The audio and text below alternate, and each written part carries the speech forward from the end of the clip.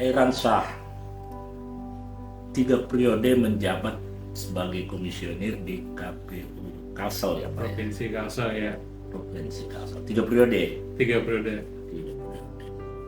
Tapi kita tidak membahas KPU Kalsel tadi ini. Iya. Yang ingin kita ceritakan di sini yaitu Hairansyah sebagai salah satu komisioner Komnas HAM di Jakarta. Iya. Aktivitasnya ngajar sekarang Pak. Lebih banyak aja. Banyak aja. Tapi saya lihat kadang ada tulisan di media juga opini atau apa. Iya. Ada ya? Ada. Kalau biasanya sih kait dengan hak asasi manusia ya. Iya. Kalau ada peristiwa-peristiwa, terutama kalau yang rutin itu peristiwa 23 Mei kan, 1997 ya. 97. 23 Mei baru-baru waktu lalu ya. Nah, biasanya saya aktif mengingatkan sesuai dengan background saya, keahlian, dan kemudian memang peristiwa waktu itu saya terlibat dalam artian melihat langsung lah. Saya 97 itu calon reporter di Dinamika Berita. Oh gitu. Jadi memang pertama mengikuti proses kampanye ya, tahapan kampanye pada saat itu yang hanya diikuti 2 partai dan 1 golongan karya pada saat itu, dan memang aktif melakukan peliputan terkait kegiatan kampanye. Jadi pas peristiwa itu habis sholat Jumat di kantor tiba-tiba memang mendengar informasi ada keributan terkait dengan massa Golkar dengan massa yang tidak dikenal lah istilahnya, yang langsung muncul di beberapa tempat. Nah saya waktu itu secara refleks mengarah ke Air Mancur ya. Sebelum sampai ke Air Mancur saya ingat bahwa di dalam tas itu ada baju Golkar, karena biasa kalau pas lagi kampanye kan apa yang kampanye kita ngikut lah supaya kamuflase. Itu jam berapa? Itu habis Jumatan, habis jam satuan lah, jam 13, jam 13.30-an kali ya. Karena selesai sholat Jumat. Saya sholat Jumat di masjid kampus, habis dari masjid kampus langsung balik ke kantor. Nah jalan saya ingat wah ini bahaya nih kalau terjadi, karena informasinya massa yang datang itu merazia kan kelompok-kelompok yang berpakaian beratribut Golkar. Masuklah saya ke Sabila, saya taruh baju itu ditinggal di dalam kamar mandi. Jadi saya taruh di kamar mandi, saya ambil wudhu, saya sholat dulu 2 rakaat. Ya istilahnya situasinya kan agak tidak bisa diduga kan, jadi berpasrah diri lah pada saat itu kan, supaya diberi perlindungan keselamatan. Baru setelah selesai sholat 2 rakaat keluar menuju ke arah bundaran Air Mancur itu. Nah memang begitu sampai sana massa sudah datang dari arah Sudi Mampir itu. Jadi baru mengarah ke situ, saya ingat di yang sekarang jadi rumah dinas dan rem itu kan ada kantor POM, polisi militer. Iya. Nah dari polisi militer itu datang 1 mobil untuk menghalau massa, tapi hanya 3 orang atau 4 orang waktu itu POM itu. Habis itu balik lagi, saya bilang kenapa balik Pak? Kami hanya 3 orang dan tidak ada perlengkapan untuk menghadapi massa. Jumlah massanya banyak dan kemudian tidak terkendali. Lalu dari arah situ mereka langsung mengarah ke belakang lapangan tenis itu masuknya. Nah pada saat itu saya ngeluarin kamera, tapi langsung oleh massa, Anda wartawan ya, jangan foto-foto katanya. Iya, dilarang sama mereka. Sampai 3 kali ngejepret tapi tanpa ambil posisi yang terbuka lah istilahnya. Diam-diam. Langsung saya simpan kameranya. Untung nggak sampai digeledah. Jadi hanya 3 foto kalau waktu itu salah. Kalau salah waktu mereka jalan, kemudian di kantor Golkar itu yang mulai ribut itu sampai di situ. Nah, karena situasi massa semakin tidak terkendali, saya masuk ke kantor lagi, balik ke kantor lagi. Jadi massanya kan munculnya banyak tiba-tiba di beberapa titik. Yang saya dengar juga informasinya kan juga ada di daerah Pasar Kuripan. Kantor Golkar kan ada Kota Banjarmasin di Kuripan itu. Pada situ juga jadi sasaran. Di Kamboja pusat kegiatan apel akbarnya itu juga masanya di situ ada. Jadi di beberapa titik lah pada saat itu. Karena sudah caos, saya balik lagi ke kantor, dibilang disuruh standby aja di kantor. Karena situasinya tidak bisa dikendalikan terkendali, dan ya. tidak bisa diprediksi. Beberapa teman wartawan juga tidak bisa bekerja karena situasinya tidak kondusif. Hanya ada beberapa orang ya yang senior itu yang juru foto yang ada di lapangan, itu pun jarak jauh mereka ngambilnya kan karena kayak perlengkapan fotonya lumayan lah. Nah setelah itu kan yang lain tunggu di kantor, baru mulai sore bergerak menyebar, tapi ternyata sore itu ditutup semua arus. Telepon ke kos-kosan dari Banjarbaru disuruh pulang ke Banjarbaru. Jadi akhirnya berangkatlah jam 7 itu lewat depan Esparman itu, lewat Kodim itu dicegat oleh petugas. Jadi dibilang saya wartawan, saya bilang saya mau balik ke Banjarbaru, tapi tolong lepas Pak atributnya. Waktu itu masih pakai warna hijau. Oh iya. Karena masa yang bergerak itu kan menggunakan atribut tertentu ya. Dan warna hijau itu dianggap bagian dari mereka, jadi aman lah. Karena di sana sudah kondisinya sudah berubah. Saya lepas, saya jalan langsung balik ke Banjarbaru. Nah ternyata di sepanjang jalan itu juga kan sudah mulai ada konsentrasi petugas yang datang di bandara segala macam, sudah mulai berkumpul lah. Karena sebelumnya itu kan hampir lumpuh lah kota. Singkat cerita kan setelah peristiwa itu teman-teman LBH ngontak akan ada tim yang turun ke Banjarmasin, terutama tim Komnas waktu itu. Tim Komnasnya yang saya ingat Pak Asmarana Baban, Standio, Prof Standio, sama Baharudin Lopa kalau nggak salah, Marzuki Usman ya. Pokoknya yang saya ingat hanya dua itu, Asmarana Baban dan Prof Standio. Ya. Yang kedua dari YLBHI itu ada Munir, waktu itu pertama kali datang untuk pertama kali setelah peristiwa itu datang Munir. Waktu itu kita Sempat ketemu Munir? Sempat, saya jemput dia karena dia kan tidurnya itu di salah satu kantor NGO di Simpang Telawang. Nah, tapi karena situasinya tidak terlalu nyaman, lalu Munir pindah ke Hotel Beauty. Pertemuanlah kita di Masjid Sabila dengan beberapa teman. Malamnya ketemu lagi dengan Bang Udairi dan teman-teman di Lewi Tangi Satu. Temuan lagi. Baru ada tim dari Jakarta yang datang. Tapi kita sempat juga ketemu dengan timnya Komnas waktu itu.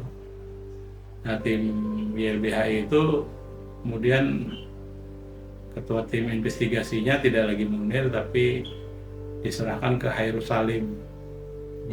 Hairus Salim ini kebetulan orang Banjar yang tinggal di Jakarta dengan kawan-kawan Elkis dulu, lembaga kajian keislaman di Jogja.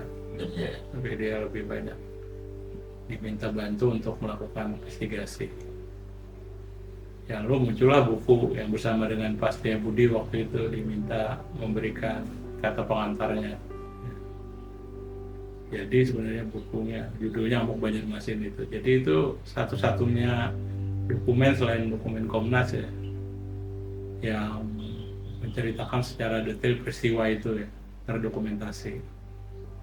Nah, tapi yang dari Komnas itu sebenarnya salah satu yang saya kejar waktu saya jadi komisioner itu adalah dokumen hasil investigasi penyelidikan yang dilakukan oleh Komnas HAM pada saat itu timnya.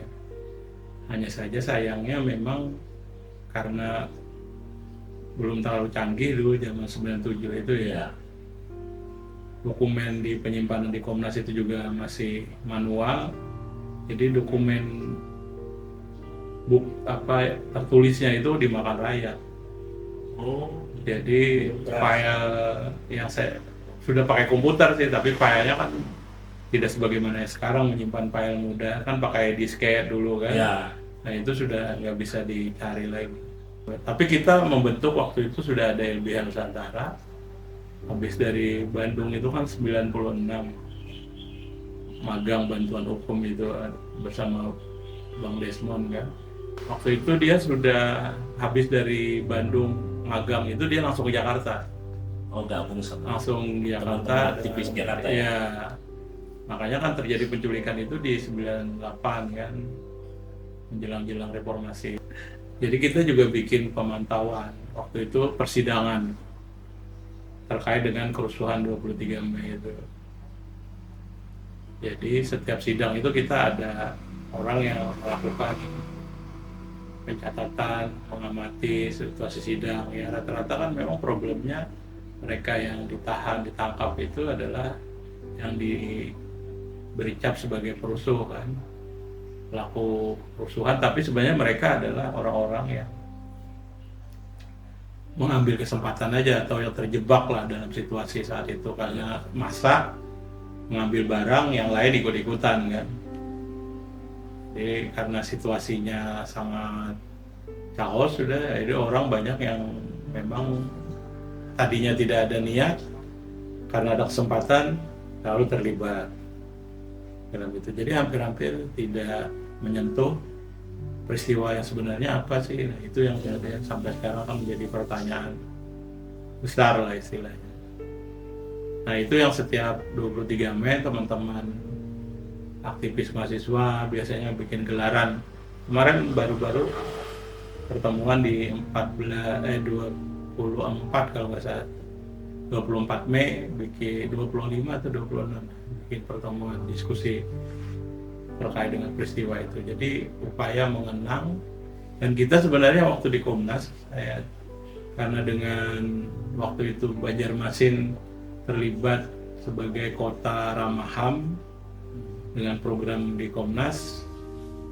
Jadi Human Rights City itu program untuk pemerintah daerah kabupaten kota di Indonesia yang berkomitmen terhadap perlindungan hak asasi manusia dan pemajuan hak asasi manusia. Nah, salah satunya waktu itu Banjarmasin di bawah masih wali kota Ibnu Sina ingin menjadi tuan rumah tahun 2020. Sebenarnya sih tahun 2019, tapi Jember lebih dulu ngambil. Jadi Banjarmasin itu ingin ngambil sebagai tuan rumah tahun 2020. Sebenarnya salah satu agendanya selain memang ada beberapa perda yang dihasilkan terkait dengan disabilitas dan fasilitas yang ramah disabilitas. Juga saya dorong sebenarnya untuk membangun memorial dia, monumen peringatan tentang 23 Mei. Sampai sekarang belum ada ya? Sampai sekarang belum ada.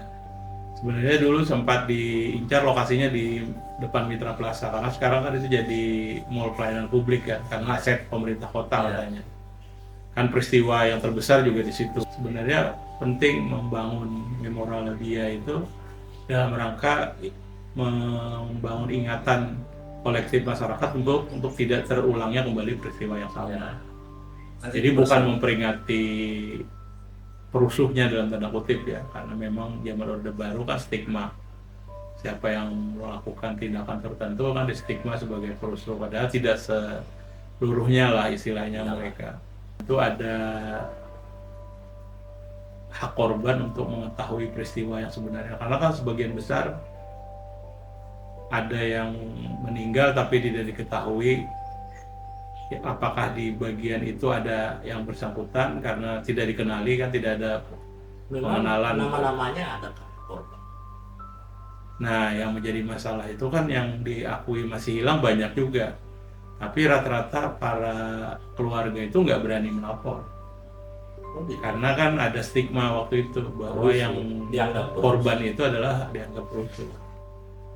Jadi kalau mereka lapor sama dengan membuka identitas mereka. Nah itu tidak ada perlindungan. Sebagaimana sebagai korban mereka harusnya, keluarga korban dapat perlindungan. Nah tapi saya kira setelah 29 tahun ini ya, harusnya sudah ada upaya pemerintah lah, negara terutama punya tanggung jawab untuk menyampaikan informasi yang sebenarnya. Tentu pemerintah kan punya versi tersendiri ya terkait dengan peristiwa itu. Ya mungkin intelijennya segala macam pasti mengetahui apa sih sebenarnya peristiwa ini. Walaupun tidak seperti di Amerika ya 25 tahun atau sampai 50 tahun satu peristiwa itu boleh dibongkar kepada publik kan.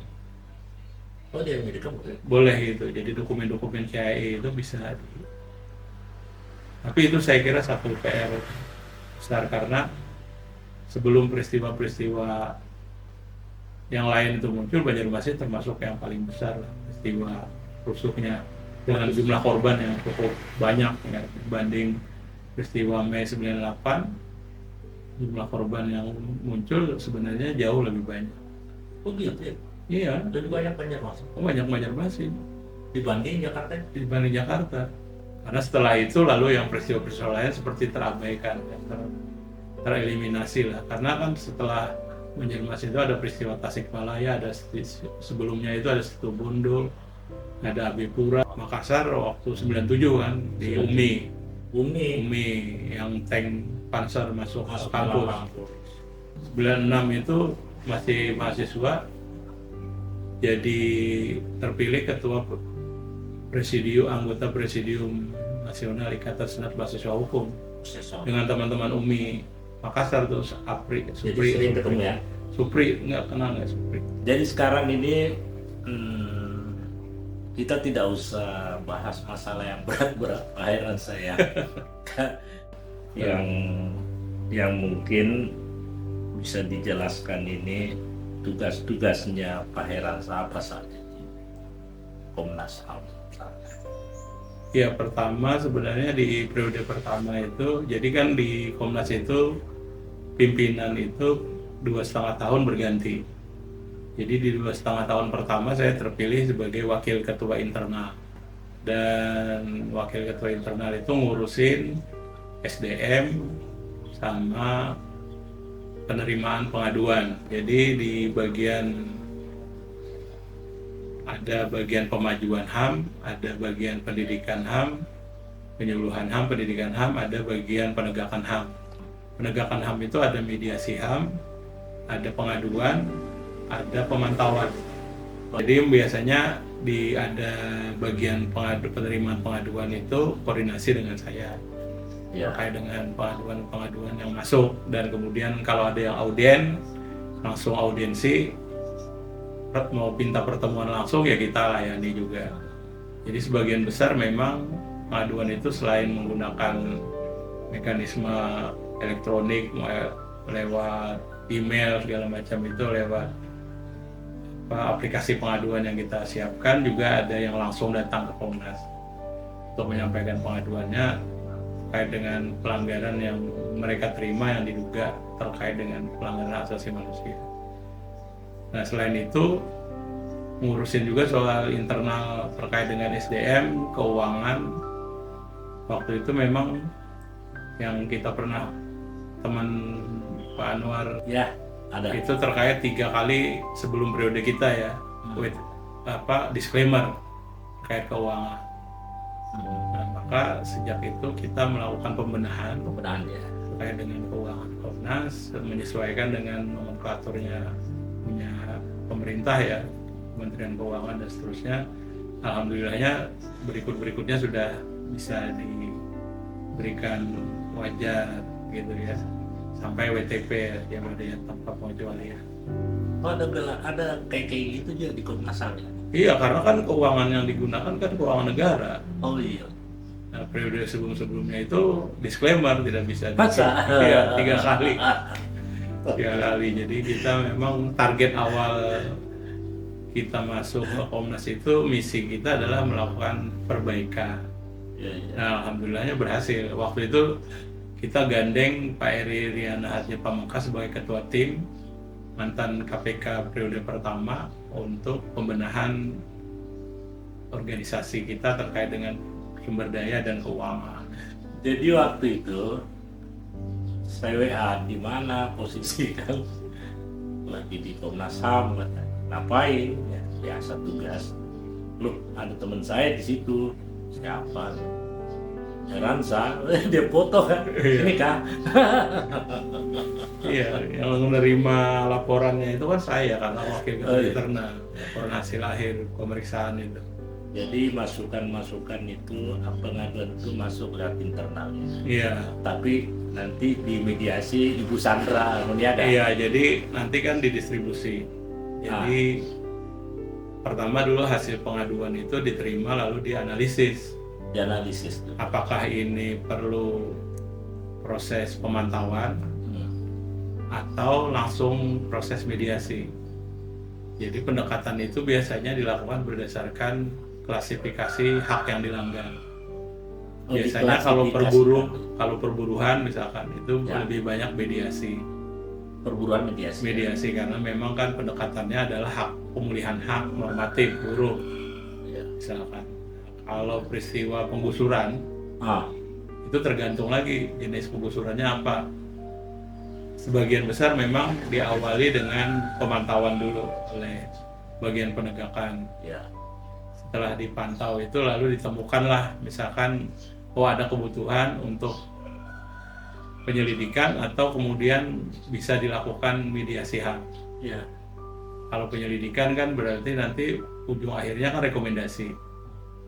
Nah, jadi dipilah-pilah lalu semua komisioner itu sebenarnya komisioner yang bisa melakukan mediasi. Jadi kita awal itu mendapat pelatihan mediator sebagai mediator HAM. Semua komisioner bisa. Semua komisioner melakukan itu. Tapi memang tergantung dari kebutuhannya dan kesiapan yang bersangkutan. Tapi yang intent itu adalah komisioner mediasi dan wakil ketua internal biasanya yang punya job tetap lah istilahnya untuk menangani itu. Karena memang kan problemnya ditangani seluruh Indonesia, semuanya minta didampingi kan. Ada banyak hasil penyelidikan yang belum tuntas memang dari pelanggaran HAM masa lalu, terutama yang peristiwa Aceh itu beberapa baru kita selesaikan tapi ada tim sendiri itu. Jadi saya tidak terlibat di timnya. Nah, kalau disederhanakan maksudnya begini, fakta disampaikan oleh Komnas HAM kemana? Sesuai dengan para pihak yang langsung maupun tidak langsung. Maksudnya langsung itu adalah misalkan dari jumlah pengaduan yang masuk itu biasanya hasil rekapnya itu per bulan itu rata-rata kepolisian, pemerintah daerah, dan korporasi. Ada 3 entitas, walaupun ada banyak yang lainnya, ada pengadilan, ada pemerintah pusat, ada kementerian, ada DPR misalkan.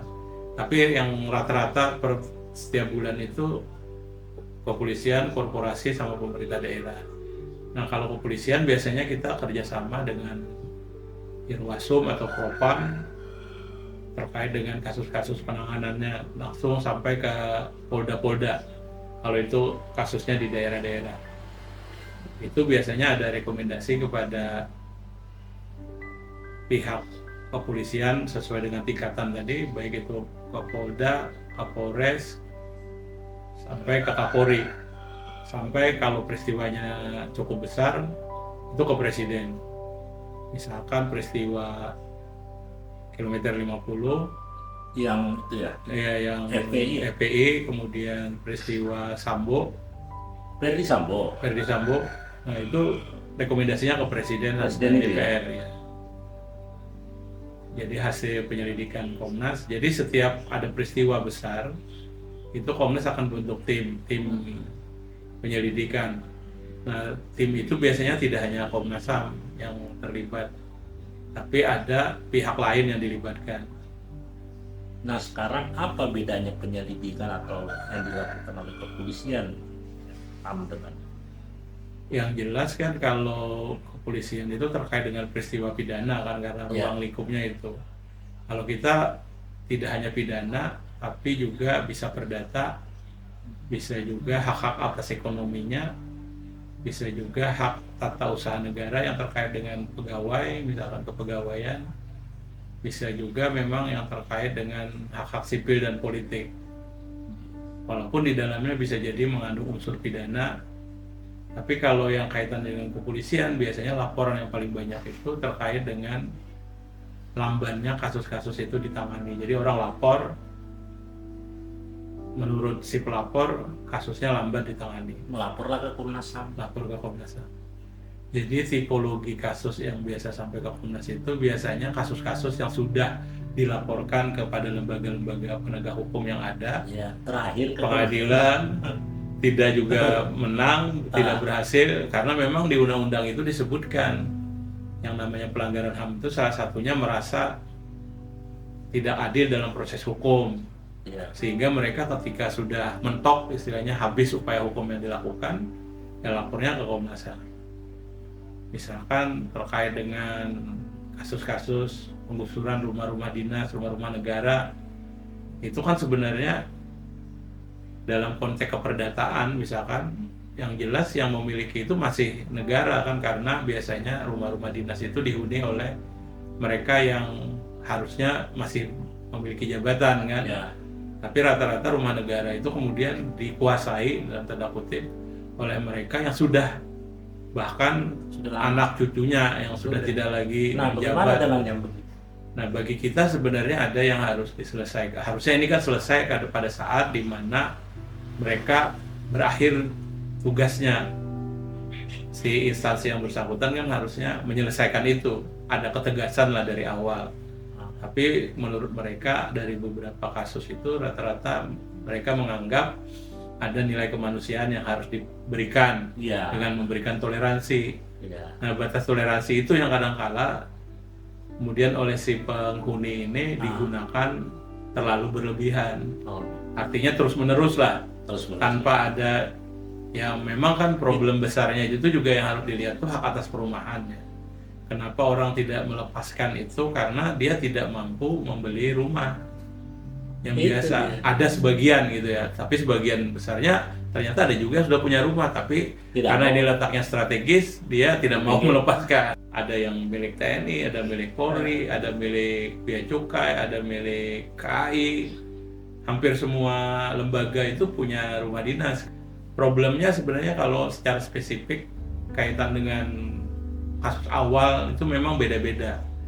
Kalau yang di Ayani itu kan mereka disediakan, karena yang di Wisma Tatas, asrama Tatas dulu yang di Sabilal itu kan dibebaskan untuk jadikan Sabilal masjid, jadi fasilitas umum.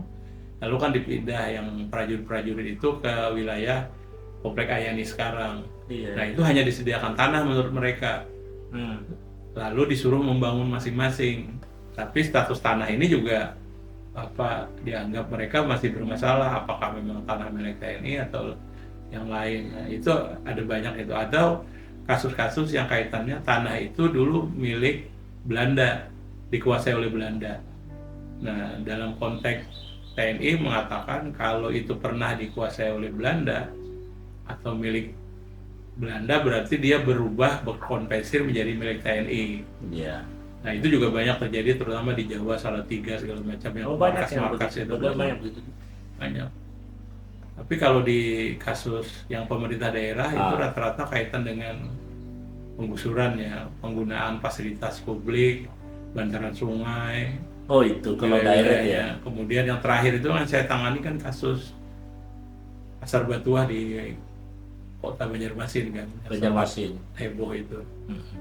Nah, itu juga problem utamanya ya soal tadinya pasar berubah menjadi hunian, tidak dilakukan penertiban dari awal, akhirnya orang sudah terlalu lama mendiami kawasan itu sehingga sudah mendarah daging lah istilahnya, turun-temurun mereka menjadi penghuni situ. Nah, lalu ketika ingin ditertibkan kan sulit akhirnya kalau tidak ada penyelesaian terkait dengan hak mereka atas perumahan itu. Jadi sering dapat ini ya, dapat pengaduan ya dari Kalimantan Selatan ya. Iya, ada awal-awal itu terkait dengan tambang, terutama di wilayah Tabalong ya paling banyak.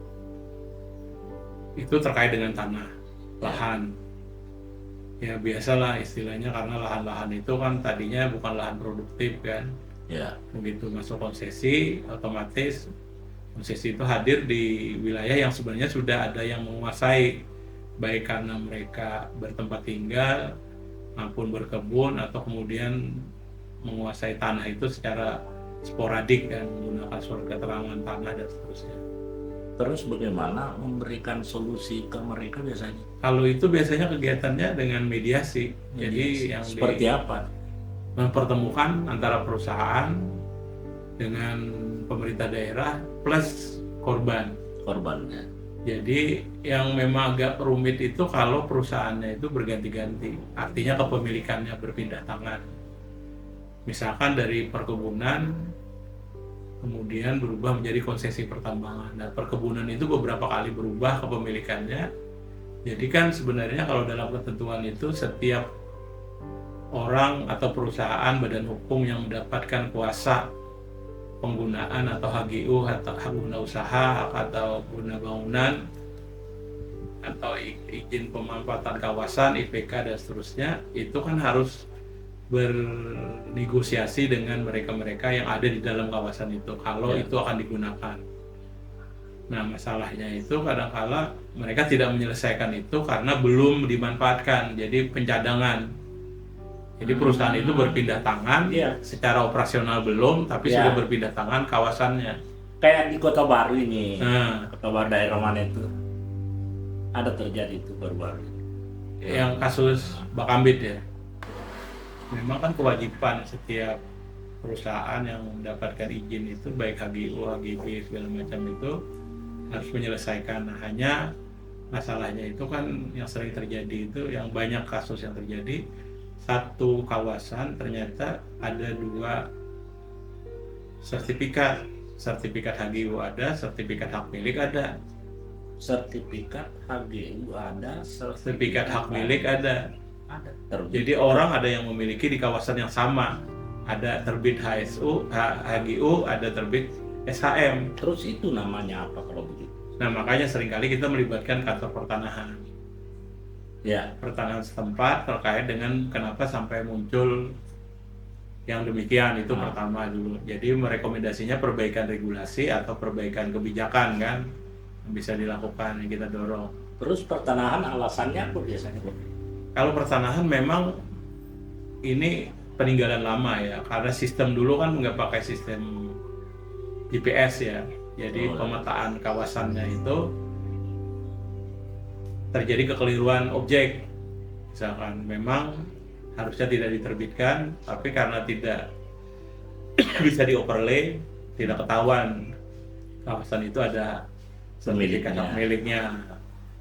Nah kan orang bisa dirugikan dong kalau begitu. Oh iya.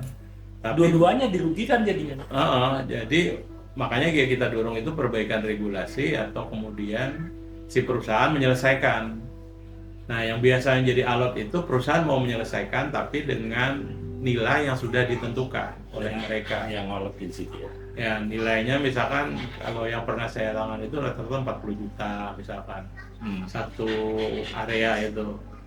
Nah, masyarakat tidak mau karena sudah ada kandungannya tadi lalu menjadi lebih mahal.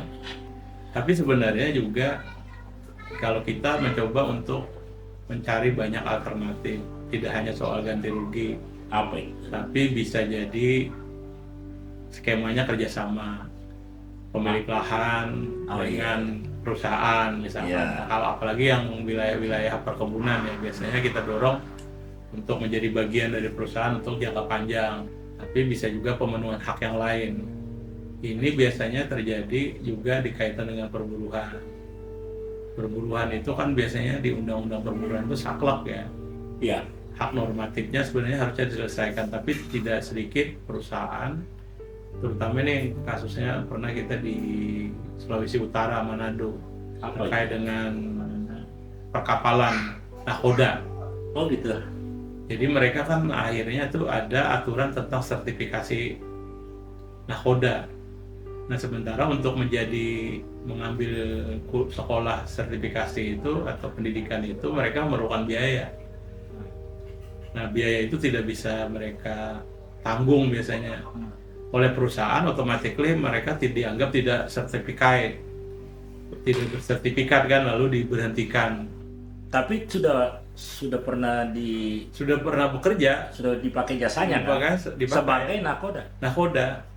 Tapi Lalu? ketika diberhentikan hak normatifnya tidak diberikan Tidak karena diberikan. dianggap tidak kualifikasi yang ditetapkan sebagaimana aturan yang baru. Sampai ke Komnas HAM itu ya. Sampai kalau kita mau mengklaster tadi Komnas itu hampir semua kasus apa saja yang diadukan, tapi tinggal lagi melihat nilai kemanusiaannya yang paling Ya. tinggi ya, yang mendekati lah yang perlu ditangani. Walaupun satu orang itu tetap ditangani kalau dianggap itu bisa berdampak luas terhadap yang lain, baik sebagai korban maupun sebagai regulasi yang kemungkinan Ya. muncul ke depannya. Jadi kadang-kadang kan satu peristiwa itu fenomenanya gunung es, ada peristiwa lain yang tidak dilaporkan. Ya artinya satu kasus perburuan ya. ya. Ini terkait dengan BUMN biasanya. Padahal kita kan mendorong badan usaha milik negara itu menjadi contoh pilot project bagi Iya dong. kemanusiaan Iya dong. atau bagi penggunaan instrumen undang-undang normatif yang sesuai dengan undang-undang yang Ya. dipenuhi. Tapi itu ternyata juga ada kasus. Itu misalkan ada 2 perusahaan yang kemudian perusahaan itu mempilotkan diri. Perusahaan subkonnya tadi mempilotkan diri. Tujuannya apa? Tujuannya dia menghindari dalam tanda kutip ya. Sebenarnya kan memang itu hak dia ya. Ya. Kalau dalam kondisi tertentu dia punya hak untuk meminta pilot kan kepada pengadilan Ya. niaga ya. Itu hak dia.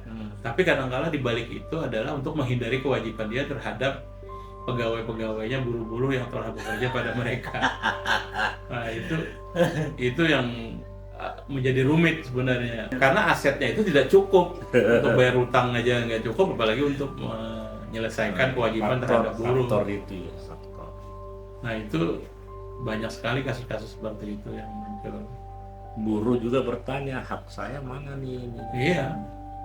Dan itu kalau sudah menyangkut BUMN itu kan kelompok-kelompok profesional yang ada di dalamnya, yang menjadi pekerja itu. Artinya memang orang yang berpendidikan, yang terlatih, yang punya kapasitas, dan seterusnya lah. Berarti hampir tiap hari masuk pengaduan gitu ya.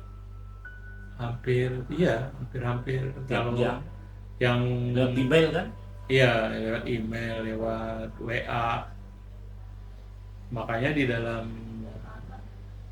tim pengaduan itu kan dibagi beberapa orang untuk melakukan analis. Jadi ada analis pengaduan. Nah, jadi dari awal itu mereka membuat checklist lah istilahnya, nih jenis pelanggarannya apa. Lalu kita melihat, biasanya kita itu satu daerah kita datangi itu sudah ada daftar kasus yang akan ditangani. Oh gitu ya. Jadi lebih efektif, tidak satu-satu gitu. Ya. Jadi misalkan 3 hari perjalanan atau 5 hari perjalanan itu ada 5 kasus atau 3 kasus yang ditangani. Ya yang parah itu kan ya komisionernya kalau sendirian yang datang ke lokasi itu karena didampingi oleh beberapa staf pengaduan atau staf mediasi kan. Tapi ada stafnya ya? Ada staf, tapi kan yang bisa melakukan mediator sebagai mediator itu hanya Komnas HAM, anggota Komnas, komisioner ya. Yang jadi itu ya. yang bisa dianggap sesuai dengan aturan. Ya. Karena di dalam Undang-Undang 39 itu yang dimaksud mediator HAM itu ya anggota Komnas HAM, komisioner Komnas HAM. Ya. Jadi yang ini Yang lain-lain kan bantu aja. jadi pendukung aja. So komisi mediator, jadi komediator lah istilahnya. Nah itu memang kalau dengan jumlah 7 orang saja menangani seluruh Indonesia, dan kita belum lagi kalau waktu di Komnas kemarin itu ada yang idle, kasus-kasus lama yang belum diselesaikan tuh maksudnya belum pernah dilakukan korespondensi atau pernah dilakukan korespondensi tapi belum pernah ditangani atau tidak ditutup kasusnya. Lalu itu kan menjadi PR ya, yang waktu saya itu ada sekitar 700 kasus Banyak di mediasi saja itu. Hah? Yang harus diselesaikan. Nah penyelesaiannya itu salah satunya kalau kita waktu itu kebijakannya adalah mereka kan harus tetap ditangani, tapi cara penanganannya ada yang kemudian dikonfirmasi saja Jangan-jangan kasus itu sebenarnya sudah selesai. Karena biasanya yang jadi masalah itu si pelapor itu kalau ada perkembangan kasus tidak semuanya melaporkan. Jadi mereka masih menunggu dari kita proaktif. Padahal harusnya mereka kalau ada perkembangan itu melaporkan, misalkan sudah selesai misalkan kasus ini, melaporkan kembali kondisi terakhirnya. Nah itu terpaksa kita komunikasikan dengan pemerintah daerah.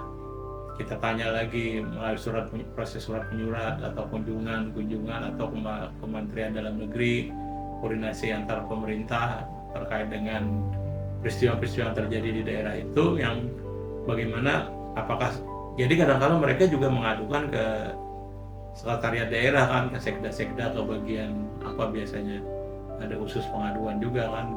Nah itu biasanya kita koordinasi dengan pemerintah daerah supaya mengetahui posisi kasusnya seperti apa. Nah itu mengurangi beban kerja kita dan kemudian dapat menjadi cara untuk menyelesaikan kasus idle tadi ya, kasus yang belum diselesaikan. Jadi penyelesaian administratifnya ya melalui konteks surat menyurat lah istilahnya, kalau memang ternyata perkembangan kasusnya sudah selesai atau kemudian sudah pernah ditangani tapi belum ditutup itu artinya kita biasanya menutup kasus itu dengan menyatakan bahwa kasus ini sudah selesai dengan catatan memberikan rekomendasi kepada pemerintah daerah apa, kepada DPR apa, kepada presiden apa, dan seterusnya. Nah itu yang dilakukan untuk dapat memenuhi juga, karena tidak sedikit juga ada pengaduan ke Ombudsman terkait dengan sikap tindakan Komnas HAM. Ada begitu juga? Ada diadukan ke Ombudsman terkait dengan lambat kasusnya ditangani atau tidak ada penanganan. Komnas HAM dilaporkan lagi ke Ombudsman. Jadi itu sering kita koordinasi dengan lembaga. Tapi Ombudsman tidak pernah dilaporkan ke Komnas HAM kan? Ada juga. Jadi saling mengadukan. Seru juga ya, Iya, karena tadi sangat luas. Ruang lingkupnya. Karena ruang lingkupnya sangat luas itu, jadi setiap orang yang merasa keadilan dan hak asasi manusianya dilanggar itu menjadikan itu sebagai sarana bagi mereka mencari penyelesaian yang menurut mereka belum selesai. Kadang-kala kan penyelesaian hukumnya sudah tuntas gitu ya, tapi mereka menganggap itu belum adil bagi mereka, karena kan bagi orang begitu tidak sesuai dengan harapannya, disitulah muncul ketidakpuasan kan. Yang kita sayangkan itu sebenarnya tanda kutip adalah ketika berhadapan dengan pemerintah daerah atau pemerintah pusat ya, sebagai pengemban kewajiban hak asasi manusia yang harusnya itu bisa menjadi pihak yang progresif, agresif atau responsif terhadap dugaan pelanggaran yang mereka lakukan. Ada pernah kasus dengan Kementerian Keuangan terkait dengan kapal. Jadi kapal itu disita oleh negara, dilelang, kemudian hasil lelangnya itu masuk ke kas negara. Nah si pemilik kapal itu tidak mengetahui bahwa kapalnya dilelang. Oh ya. Dengan berbagai macam kondisi di lapangan yang berbeda-beda itu tadi. Nah itu biasanya mereka menuntut pergantian kerugian, sudah melalui proses pengadilan segala macam, tapi tidak menemukan, merasa tidak menemukan keadilan, dia mengadu juga ke Komnas HAM. Ada begitu juga? Ada. Jadi ada banyak kasus ya yang terkait. Jadi tidak hanya soal kekerasan gitu ya, dalam artian pelanggaran HAM itu langsung oleh TNI, oleh Polri misalkan. Tapi hampir semua tadi ada TNI, ada Polri, memang sebagian besar itu muncul korporasi, perusahaan, dan kemudian juga pemerintah daerah. Ya. Nah sekarang saya rasa tidak usah panjang-panjang dulu supaya badan sampean tetap sehat. Iya. Ini terakhir, apa yang dirasakan sebelum dan setelah menjabat sebagai komisioner? Maksudnya gini, tentu beda rasanya kan. Yeah. Rasa simpatinya kah atau rasa pedulinya kah yang bertambah atau apa? Iya, sebenarnya yang paling besar itu adalah pengalaman bahwa memang masalah kemanusiaan, hak asasi manusia itu terjadi di mana-mana. Ternyata ya. Ternyata, walaupun tentu tingkat peristiwanya berbeda-beda ya. Iya. Terutama mereka-mereka yang ingin mencari keadilan terhadap peristiwa yang mereka alami yang menurut mereka itu tidak adil dan juga menurut hukum memang tidak adil. Sederhananya misalkan secara prosedur ada satu peristiwa malpraktek diduga ya, ini kaitannya dengan kesehatan. Ada ya? Ada. Jadi itu banyak juga pengaduan. Nah, salah satunya itu di satu rumah sakit besar di daerah Tangerang kalau nggak salah. Setelah 7 tahun operasi, lalu terjadi lagi rasa sakit yang sama di tempat yang sama.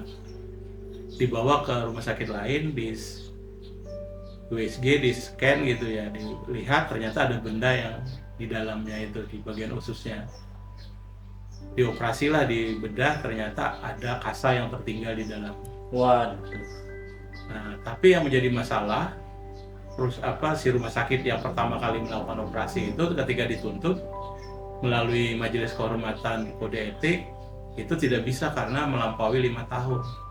Jadi peristiwa yang bisa dituntut itu kalau masih di bawah 5 tahun. Aturan siapa? Aturan di kedokterannya. Aturan mereka. Aturan mereka. Terus bagaimana? Nah, itu masalahnya di situ. Ada prosedur yang kemudian membatasi hak orang untuk mendapatkan keadilan. Padahal peristiwanya jelas terjadi seperti itu. Jadi banyak peristiwa-peristiwa itu yang kemudian tidak bisa diselesaikan secara hukum normatif karena prosedurnya mengatakan seperti itu, membatasi seperti itu. Nah, maksud saya adalah salah satu problem terbesar kita itu adalah bagaimana hukum itu tidak hanya sekedar prosedural, tapi juga harus substansial. Jadi kalau kayak tadi misalkan peristiwa, itu harusnya bisa masuk terobosan lah. Nggak bisa berpegang kepada aturan normatif yang membatasi tadi yang 5 tahun. ya. Karena kan peristiwa itu baru diketahui setelah mereka melakukan uji ulang atau mendapatkan sakit yang bersangkutan. Seandainya setahun mereka sakit, mungkin masih dalam batas waktu gitu.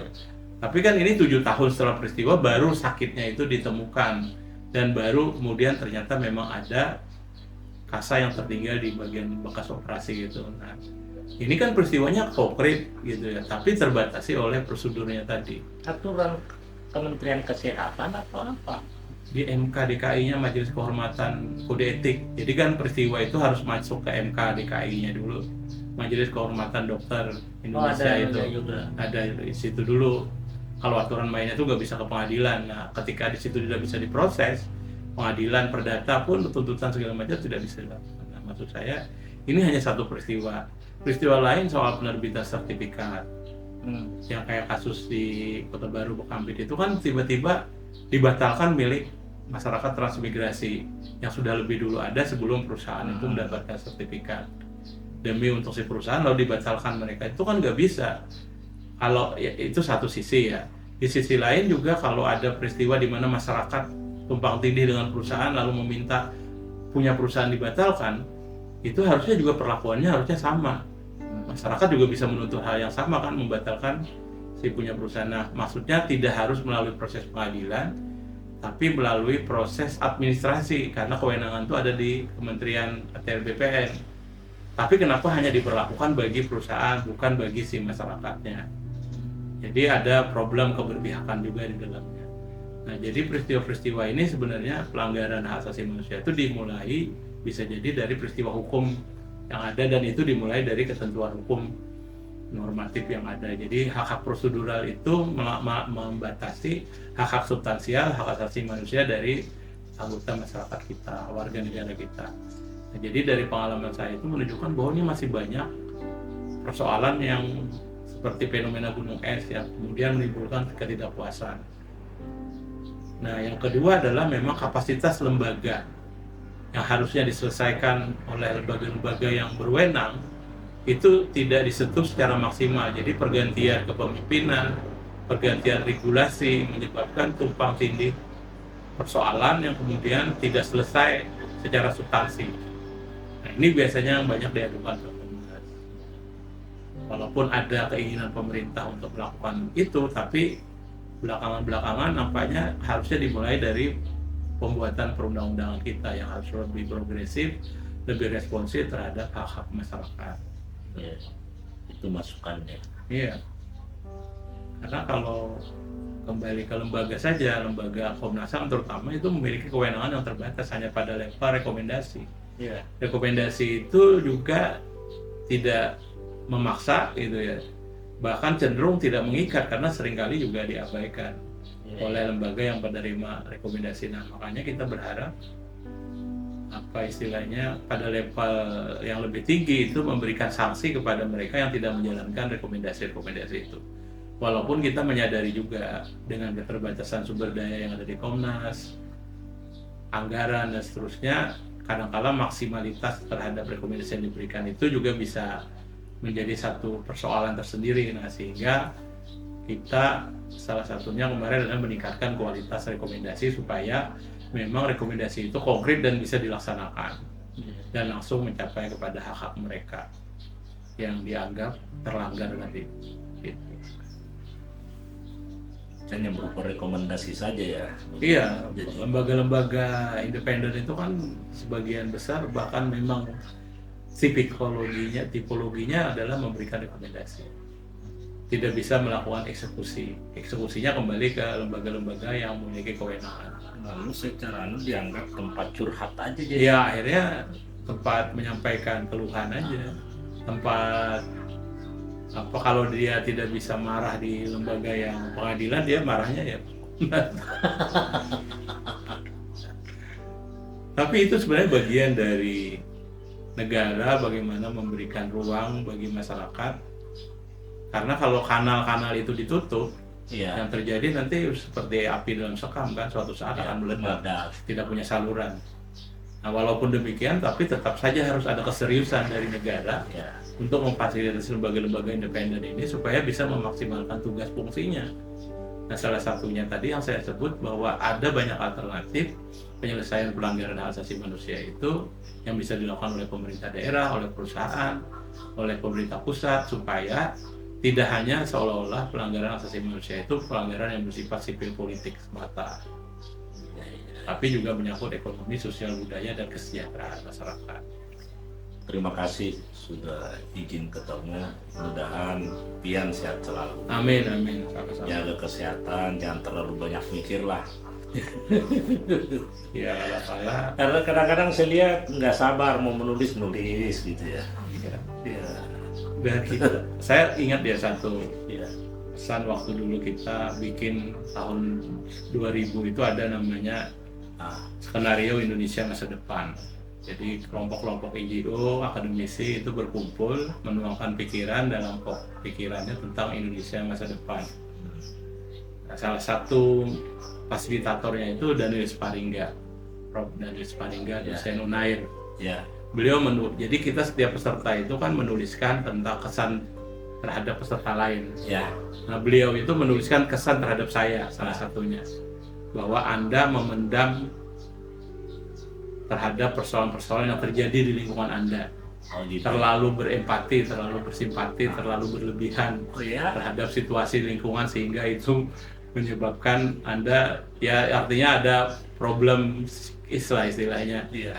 Karena ada panggilan-panggilan gitu, Iya. tidak bisa membiarkan itu.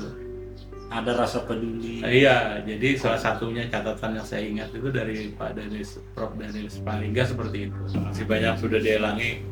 Jadi apa istilahnya, silaturahmi kita bisa berjalan terus. Iya, silaturahmi. Walaupun tadi dengan metode yang berbeda lagi lah istilahnya. Iya, iya. Media itu kan satu bentuk penghargaan Iya.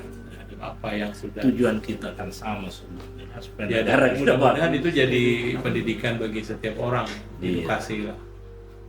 Dan Edukasi. terutama generasi-generasi yang berikutnya kan, karena Iya. tantangan mereka jauh lebih berat daripada berat tantangan ke kita. depannya. Yang paling penting itu kan sebenarnya dari tidak ada kepentingan lain selain bagaimana negara ini menjadi lebih baik ke depan. Iya. Itu aja. Itu aja. Karena tantangannya semakin berat tadi, sudah seharusnya semua komponen itu berkontribusi, termasuk yang sedang, apalagi yang sedang memegang kekuasaan kan. Kontribusi positifnya apa? apa yang sudah dicanangkan, apa yang sudah dilakukan, legasinya apa, warisannya apa, bagi kepentingan demokrasi, kepentingan hak asasi manusia, bagi kepentingan kemanusiaan.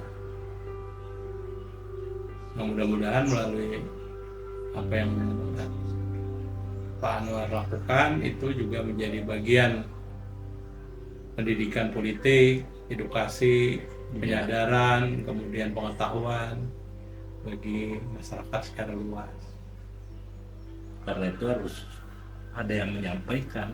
Iya, pilihan-pilihan terhadap narasumber itu atau peristiwa yang dipotret. Iya. Kalau lihat kan menunjukkan bahwa ada realitas lah Iya, yang diangkat ke permukaan, baik positif maupun negatifnya kan bisa secara berimbang disampaikan Iya. melalui media. Oke, ini sudah jam zuhur. Assalamualaikum warahmatullahi wabarakatuh. Waalaikumsalam warahmatullahi wabarakatuh ya.